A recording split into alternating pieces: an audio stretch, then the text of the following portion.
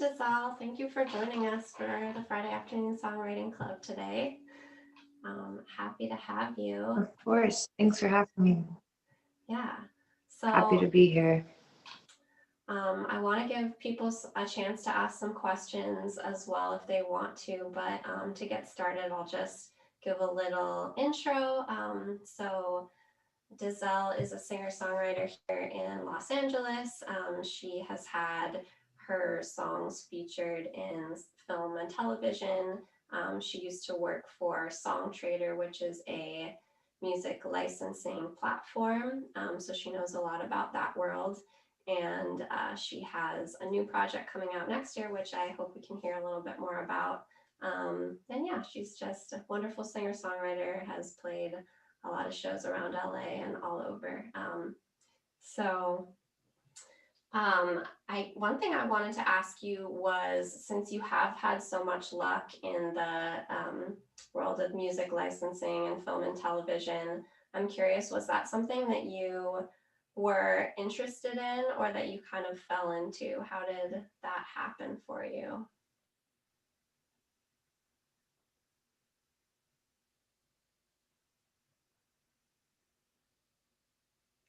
Oh, Um, well, thanks for the intro and for that question. I remember, can you hear me? yeah, you were cutting out a bit, but I think you're good. Okay. Um, yeah, I kind of always just loved music for music's sake. I didn't really have like a big roadmap to what I wanted to do with it necessarily. I remember seeing certain commercials when I first started writing songs. Like Ingrid Michaelson was on this Gap commercial, and that's how I found her. And I knew I found music on TV and commercials often, but I didn't necessarily like set out for that. I just For loved to write music's music, sake. and I started doing it more and more often. But yeah, a friend of mine sent some songs I'd released to a music supervisor. And about a year later, she reached out and asked to use one of my songs. And I was really excited. Like, I'll never forget that moment. I was in the airport in New York, and I got this email from her. And it had been over a year since I'd even seen her name. So I wasn't expecting it. And I was really thrilled about it. And then we just formed a relationship over time. And eventually she introduced me to other people who were looking for like kind of work for hire songwriting. And it kind of went from there. It's like, like everything, it's just like you meet one person and then you meet another person and you kind of learn as you go. But that's how I first got involved in writing for film and TV, you know, yeah, that way. Cool. Awesome, thank you. And if anybody has a question at any point, feel free to just jump in. I know last week we also had a guest who was talking about the sync world, so it's kind of a good continuation of that if anybody has more questions on that subject. But I would love to hear a little bit about your new project. I know, especially as a writer, sometimes when you're writing for film and TV, artists choose to use different monikers or different names. So what does this mean to you, like kind of doing a rebrand of your artist name, and is that related to anything particular or just like time for a fresh start? Yeah, it's funny. I'm sure a lot of you guys can relate, like as you kind of keep writing and keep going and meet new artists. Like I feel like you collaborate with different people, they bring out different sides of you that you hadn't quite discovered yet, and your whole sound just sort of starts to evolve. And I feel like what I'm moving into now, like a lot of these songs, I have about 18 songs recorded that I'm about to put out, and most of them are collaborations, but they're across different genres. And a lot of what I've released previously is very strictly singer-songwriter. And a lot of what I'm about to do is more like, has some like electronic elements, some hip hop beats, some different like cinematic sounds. And I just kind of feel like it just feels different. and I feel different right now. Like I feel like it just feels kind of, you know, we all evolve throughout our lives, but I just feel like what I'm trying to create now, and who I am now is pretty different than the projects I released before. So it's kind of like everything with songwriting. It just feels intuitive. Like it's like, yeah, this is a time for a new moniker, a new start. So that's sort of why. And the sound is different too. So I don't want to shock anybody. But, Yeah, that's very exciting. Does anybody else have any questions?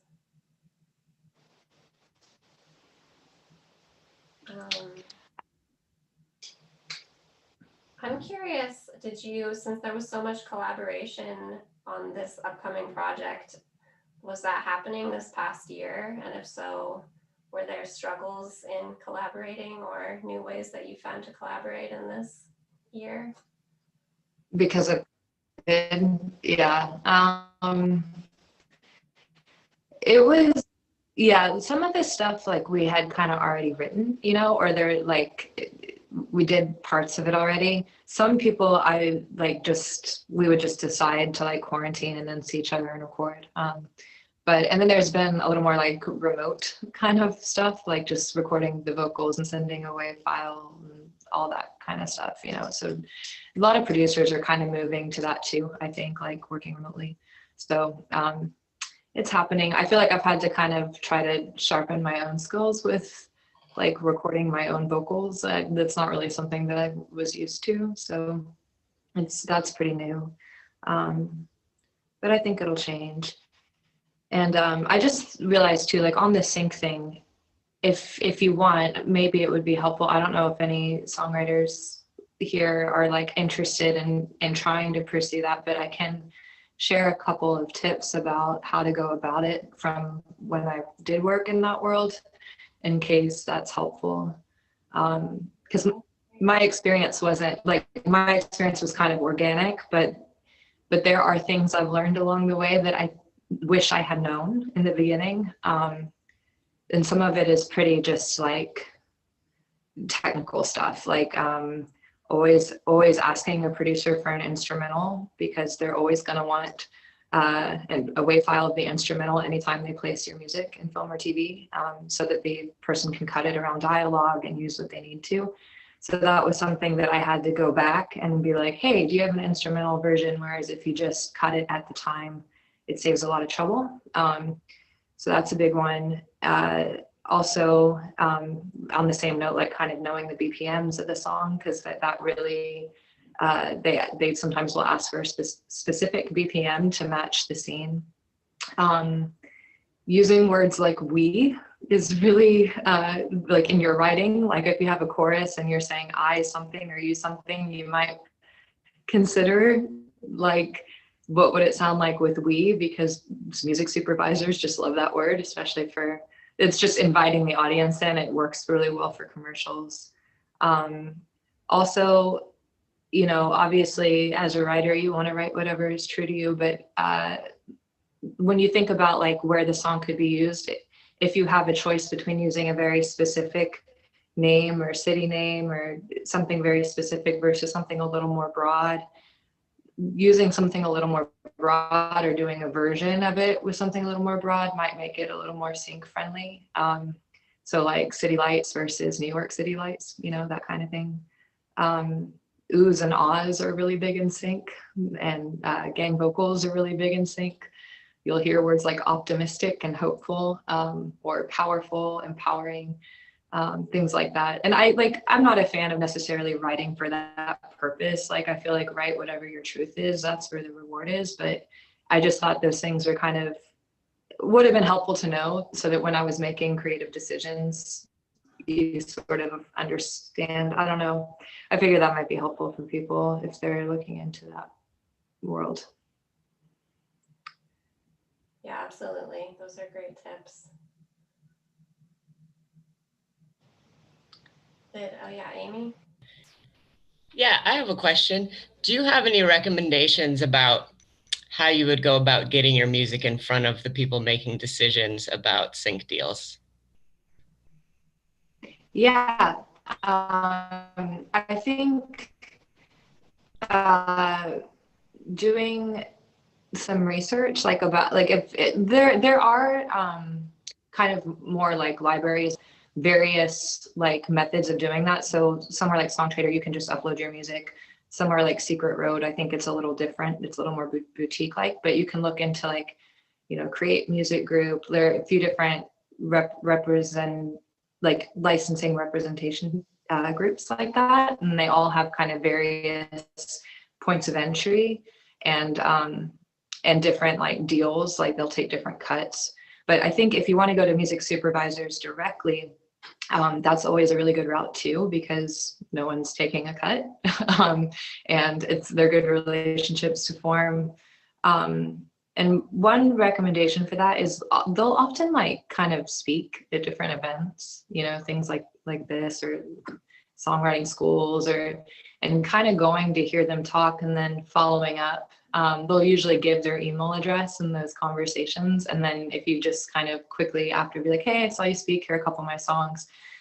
They usually appreciate you sort of knowing what they're working on. So IMDb is a really good resource to find out like what the supervisors might be working on right now, or LinkedIn. There's also a website called tunefind.com. And you can listen, like if you type in a TV show you really like and that you watch, you can hear all the songs that they've been placing in the TV show and kind of get a feel for the taste of that music supervisor and be like, hey, I know like you're working on this scene, it might be good for this character. That just, if it can be a little customized to let them know that you're not just, that you care about their needs, like that's always helpful too. Yeah. I love Okay. to very fun to also like look for inspiration for sync. Yeah, Mark, go ahead. Hey, thanks for talking about this. This is a world I'm completely ignorant of, so this is all new to me. And my quick question for you is, so when you were getting your music in front of the music supervisors for television and other things, are you getting rough mixes of what you've done, or are these polished productions and that then you try to get them to hear? Do you know what I'm saying? Yeah. Yeah. Are you asking if I send like final masters when sending music, or if you send like a mix of kind of where you're headed with the song? Is that what? Yeah, and I don't mean like the master tape, Or but the final mastered version, or more of a rough thing. Like here's a song I'm working on that I've mixed at home versus this is something that I've released to the public already.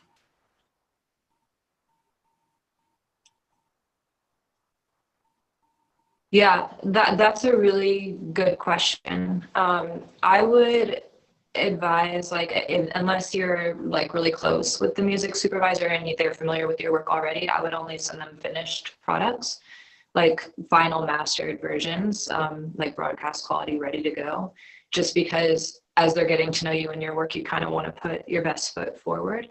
But that said, if it's done and it's mastered, but you are releasing it next year, go ahead and send it to them. Just tell them it's not released. But I would send like final versions, final quality.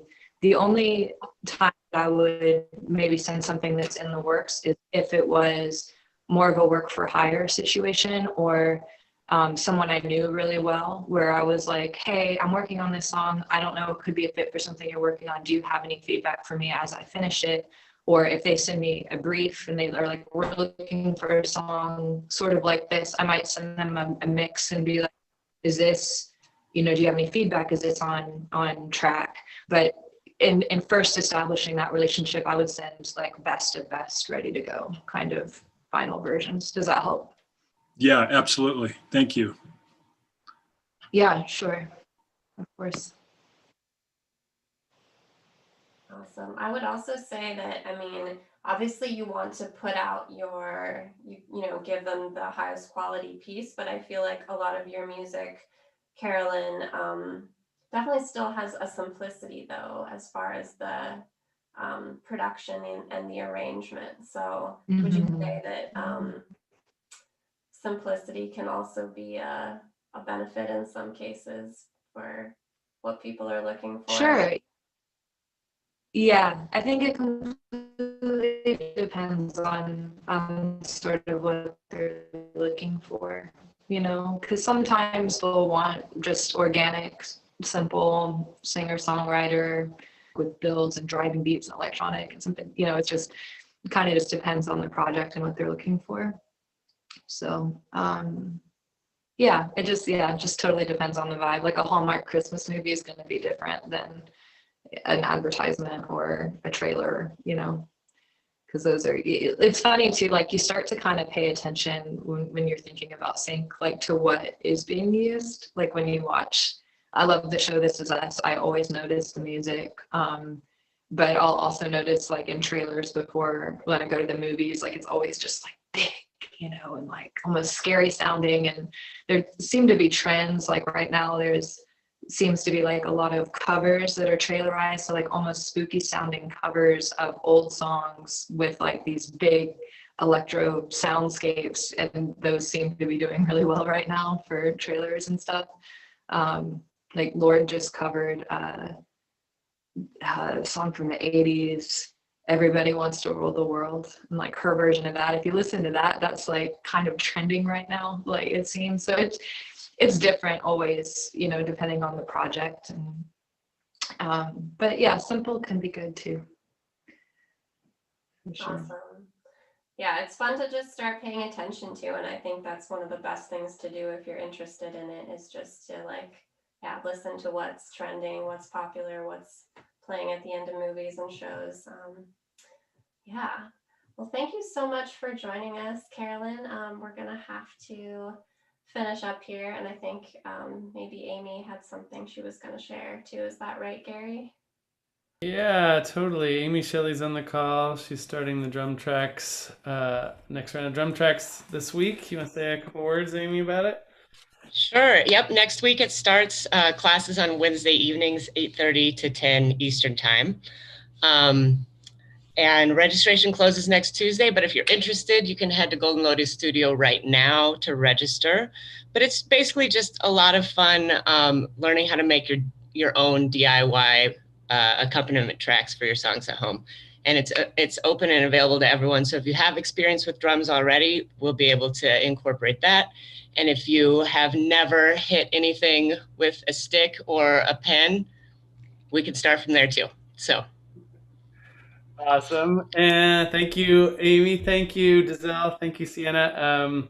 It is Black Friday. We're doing a Black Friday special. I'm sure you've seen it, but I wanted to up the ante a little bit. If you wanted to give it as a gift to somebody, I'll throw in, you give a gift to somebody else of an annual membership, I'll throw in a free one-on-one gift to you, free one-on-one session. So yeah, there's that. Anyway, Nice. Thank you so much. Let's bow out, friend. Beautiful work today.